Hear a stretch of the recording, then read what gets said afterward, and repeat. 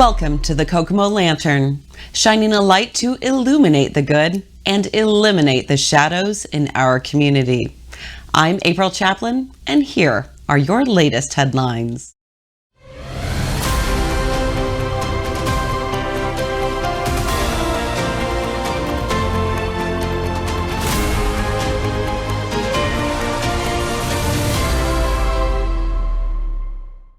Curbside recycling began in November of 2015 in Kokomo, and hopes were high that citizens would embrace the service and make the city more ecologically responsible.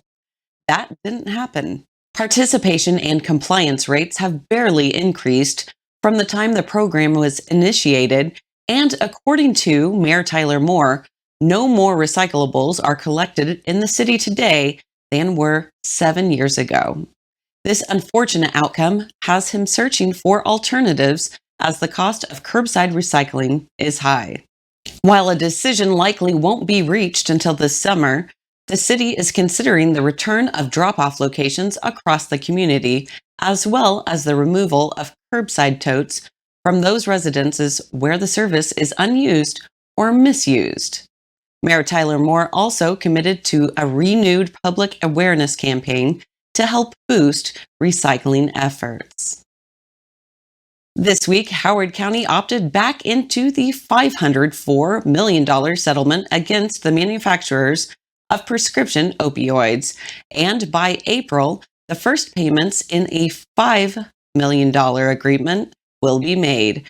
The full settlement will be paid over 18 years.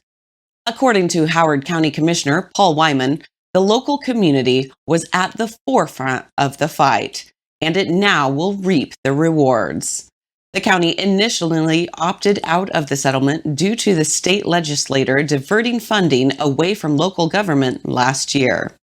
A bill authored by State Representative Mike Karikoff reversed that action this session, and the local governmental units returned to the settlement.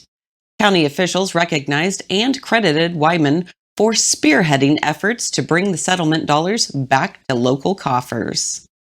The body of 17-year-old Mia Rails was discovered on a city walking trail on March 14th. A little more than a month earlier, a car in city parking garage was robbed of its wheels and catalytic converter.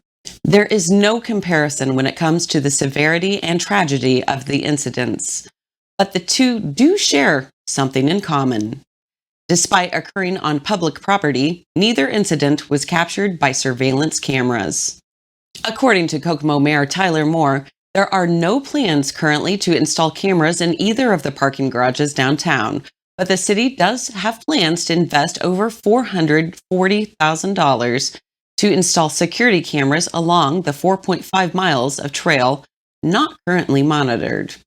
The mayor assured the community that his administration is committed to public safety, and he reiterated his campaign pledge to increase staffing at the Kokomo Police Department. Cameras are no replacement for officers on the street, he stated. Mayor Tyler Moore joined with Prevent Child Abuse Howard County this week to proclaim April 2022 as Child Abuse Prevention Month in Kokomo. The proclamation was given in Millennium Park downtown, and Moore joined with organization members in installing the first pinwheels around the gazebo. Prevent Child Abuse Howard County Director Barb Hilton explained that the organization uses the pinwheel as its symbol to remind people that there is something everyone can do to help prevent child abuse. The organization's goal this year is to have pinwheels pop up all over the city. To that end, it will make pinwheels available to residents on April 1st at the Family Service Association office at 614 South Main Street from 11 a.m. to 1 p.m. and later that evening at First Friday in downtown Kokomo. Recently, the Kokomo Board of Works and Public Safety entered into a usage agreement with 4 Guys and 1 Girl LLC, the owners and operators of Cooper's Pub in downtown Kokomo. The agreement allows the company to use the alley next to its location at 115 East Sycamore Street for outdoor dining and refuse dumpster enclosure. The agreement only covers the portion of the alley running south from Sycamore Street to the east-west alley bisecting the 100 block of East Sycamore Street.